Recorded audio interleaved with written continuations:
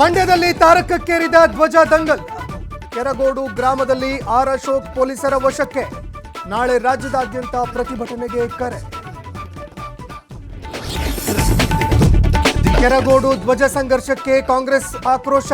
BJP JDS ನಾಯಕರ ಕೈವಾಡ ಎಂದು ಶಾಸಕ ಪಿ ರವಿಕುಮಾರ್ ಕಿಡಿ. ರಾಜಕೀಯ ಹುನ್ನಾರ ಎಂದು ಚಲುವರಾಯಸ್ವಾಮಿ ವಾಗ್ದಾಳಿ. ಪಟಾಕಿ ಗೋಡೌನ್ನಲ್ಲಿ ಸ್ಫೋಟಕ್ಕೆ 3 ಸಾವು. ದಕ್ಷಿಣ ಕನ್ನಡ ಜಿಲ್ಲೆಯ ವೇಣೂರು ಗ್ರಾಮದಲ್ಲಿ ದುರಂತ. ಘಟನಾ ಸ್ಥಳಕ್ಕೆ ಪೊಲೀಸರು ಭೇಟಿ ಪರಿಶೀಲನೆ. ಚಿತ್ರದುರ್ಗದಲ್ಲಿ ಅಹಿಂದ ಸಮುದಾಯದ ಶಕ್ತಿ ಪ್ರದರ್ಶನ. ಜಾತಿಗಣತಿ ವರದಿಯನ್ನ ಸ್ವೀಕಾರಕ್ಕೆ ಸಿಎಂ ಘೋಷಣೆ. ಲೋಪದೋಷ ಇದ್ರೆ ತಜ್ಞರ ಸಲಹೆ ಪಡೆಯುತ್ತೇವೆ ಎಂದ ಸಿದ್ದರಾಮಯ್ಯ.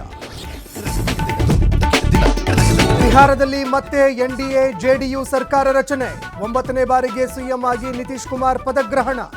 ಡಿಸಿಎಂ ಆಗಿ ಸಾಮ್ರಾಟ್ ಚೌಧರಿ ವಿಜಯ್ ಸಿನ್ಹಾ ಪ್ರತಿಜ್ಞಾವಿಧಿ ಸ್ವೀಕಾರ.